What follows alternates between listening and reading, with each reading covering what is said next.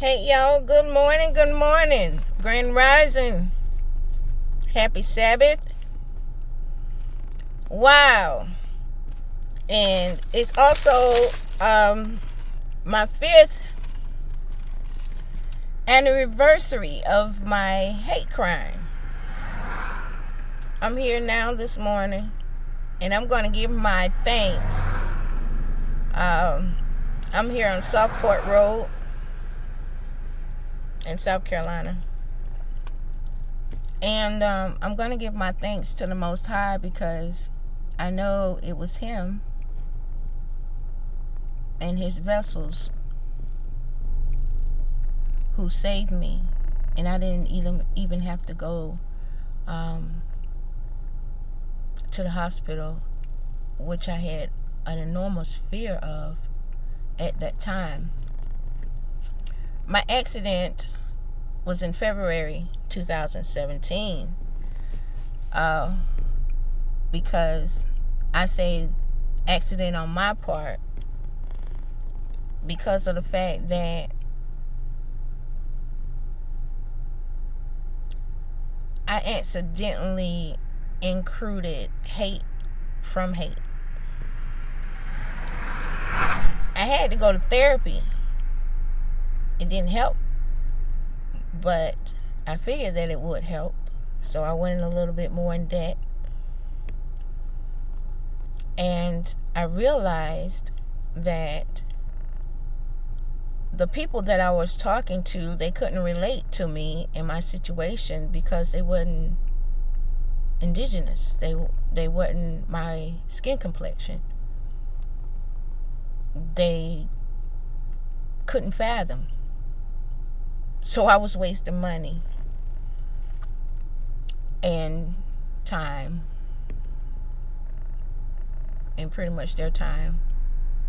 They wanted to prescribe more medicine, and I was like, no, I don't feel like sleeping all day, not being able to concentrate, focus, drive, blah, blah, blah, blah, blah, blah, blah, blah, blah, possible internal side effects.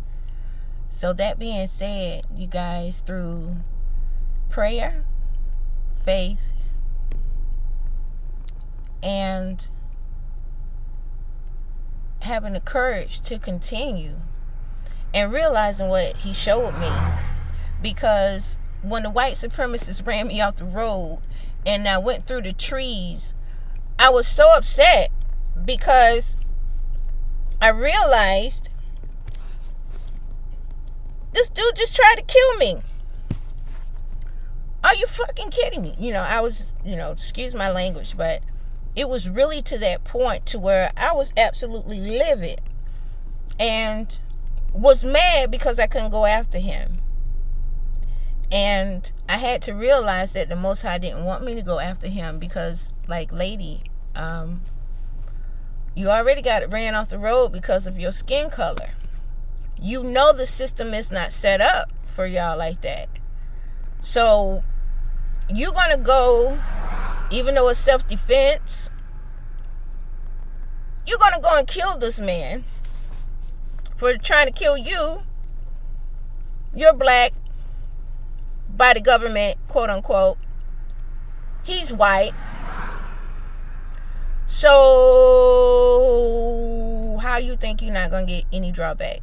I don't care if it's being blackballed or listed like you once was before. So how do you think you're not going to get any drawback from this?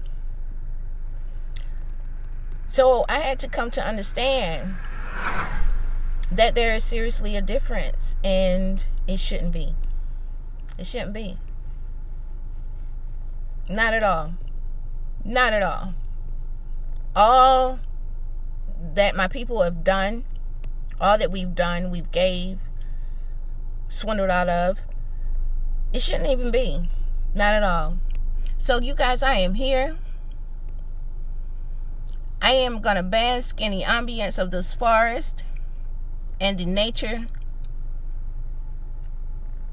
that helped spare me because I went through trees. And I know, and it was confirmation because my adrenaline was so high, I really wasn't thinking clearly.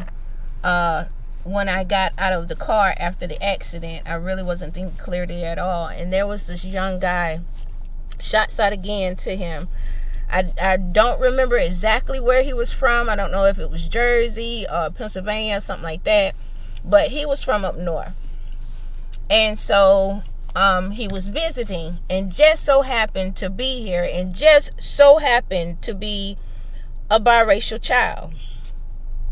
So when I first seen him after the situation happened to me in 2017, when I seen this young fella, I was like, oh, hell no. I really was upset. Like, even though this person was coming to aid me because they seen me, down on the side of the road and they knew that it was an accident, because, you see the smoke and all of that. And so when he ran down, he was like, ma'am, are you okay? Are you all right? Thoroughly concerned, genuinely concerned. And so I was like, okay. When I seen him, I was like, don't effing touch me. Don't effing touch me. So I had to look at him again. My brain and my spirit was like, lady, stop. Just look at him. Look at him. And so I was like, oh my goodness, you're biracial? And he said, yes, ma'am. I said, I am so sorry. I ain't even gonna lie. I thought you was a white boy at first. I'm so shaken up. And I had to catch myself.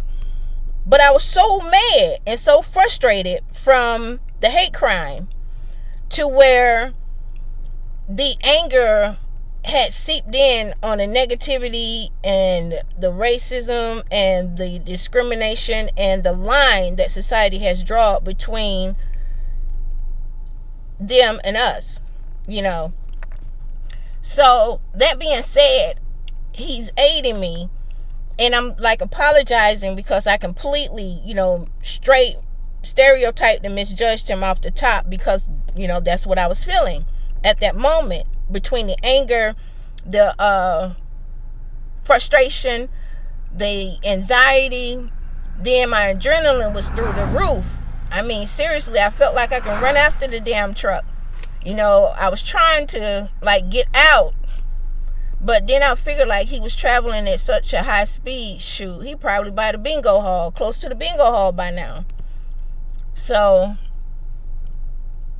I was like, you know what? I lost my car. And I was like, dang, how I bothered. For a wife, sometimes there are some men out there, their wife can ask for anything and get it. And there are some men out there that wives have to ask over and over and over again before they get something, because they be like, well, look, this new ATV came out and I want to get that toy for myself. So when I get that for myself, then I'll get you something. So I had that type of husband. So for me to be able to get him to buy a car for me was like, whoa, a big accomplishment. Okay, you really do love me. So that being said, that was a total loss. And that was the first time I've ever owned a car outright. You have the title for, in the safe at home.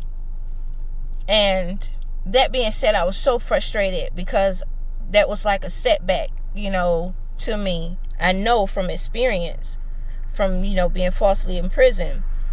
I know how you have to come back out and build in society after you lost everything. So when the brothers and the sisters end up getting institutionalized, I can understand, because of the simple fact it's trauma. It's absolutely trauma, especially if you've been false in prison. It is some absolute trauma. And I see some people do years, long years, decades. And I'm like, why couldn't they figure that shit out? Why did they have to mess their life up like that? And then I understand how we are treated on the flip side. And after doing research, I realized that it's mostly us that it happened to. People of African, indigenous descent. So that being said, you guys, this is my 5th anniversary. I thank you for tuning in to LMG Daily. We have our spats with things in life, but no matter what, we have to know that it means to go forward, to keep moving. You just can't sit and do nothing every day. And I was looking upon this metaverse, and I was like, okay, so people are going to go into a virtual reality realm and think that you can actually live your life out that way. There's a difference between reality and virtual reality. Please do not forget that, people. Please do not forget that. So, that being said, this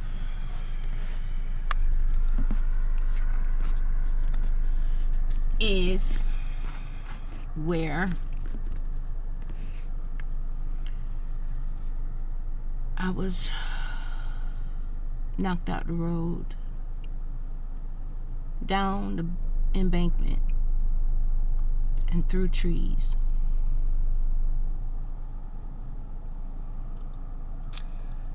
Now this road has a curve. You see that curve back there? Alright. That curve back there, hopefully you guys can see that. That curve back there is where the white supremacist stopped. And he waited for me. He had the audacity, after jumping the island, to wait for my ass on this curb.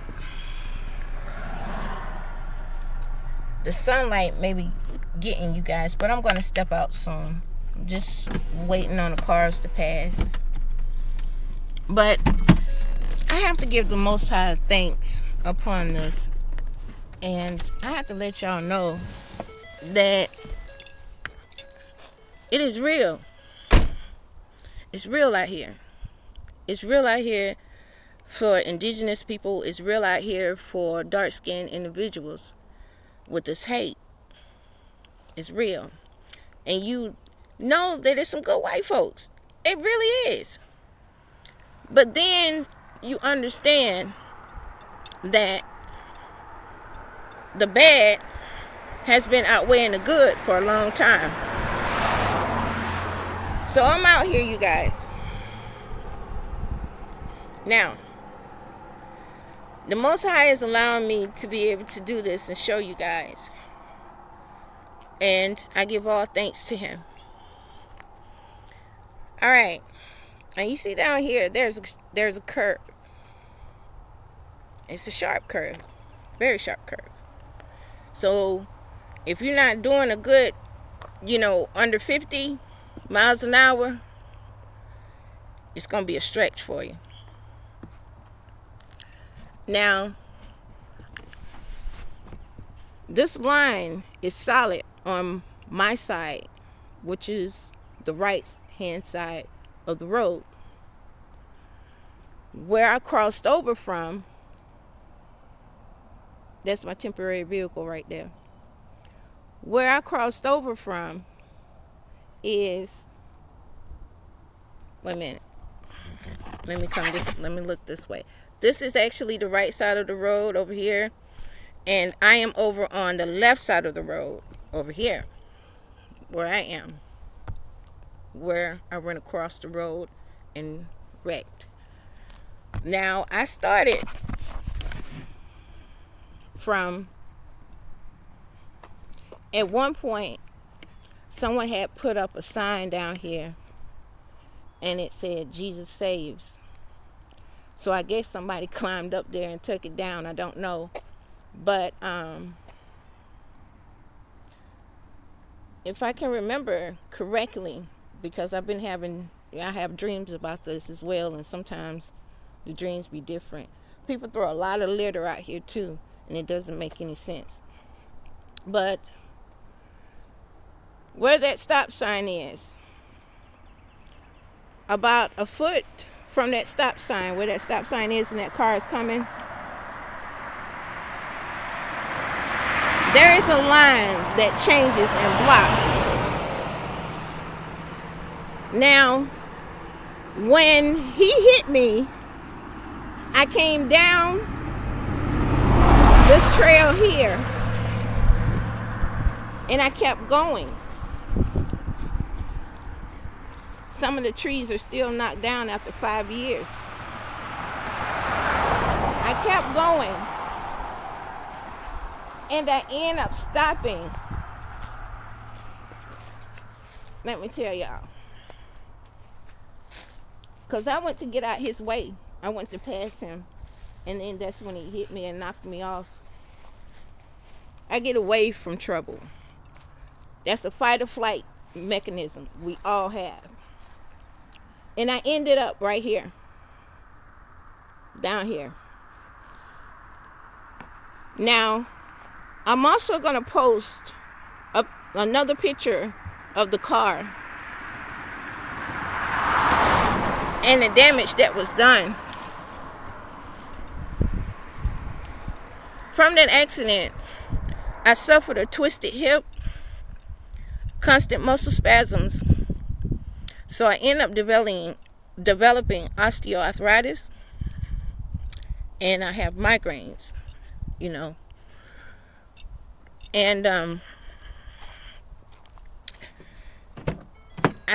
you still have the nightmares. I do. But when you ask for help and help haven't come, or they won't give it because they feel like you have a different pain tolerance than the rest of the individuals in the world, you tend to, just try to keep moving and go on about life. Try to go back to work, do something that you can maintain and,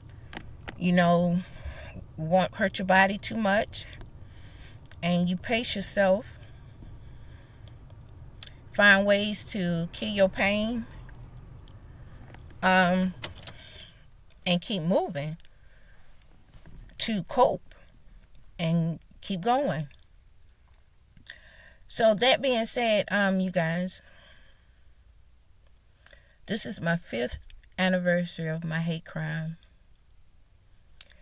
And I am here to tell the story. There are a lot of people that are not here to tell their story. We have to remember their names. We have to remember to say their names.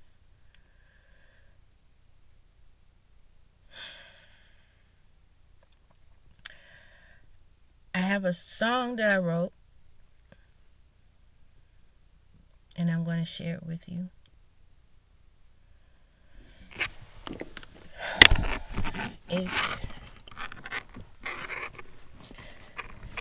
It's tough, you guys. The sun is shining through the trees, I tell you. So I'm not going to try to adjust the screen. I put my hand up.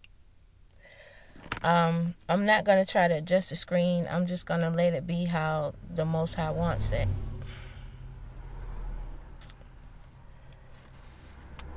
This song is called You Don't Know What They've Done For Me.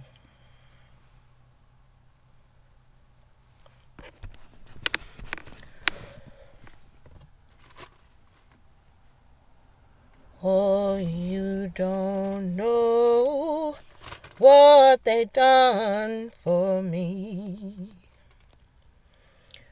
You don't know how they set us free. Oh, you don't know about my ancestors and me. Oh, you don't know the true history. Oh, you don't know the true history. You don't know how they sacrificed for me. You don't know how they sacrificed for me. Oh, you don't know how they sacrificed for me. You don't know the true history. Oh, you don't know the true history. You don't know the blood shed for me. You don't know the blood shed for me. You don't know the blood shed for me.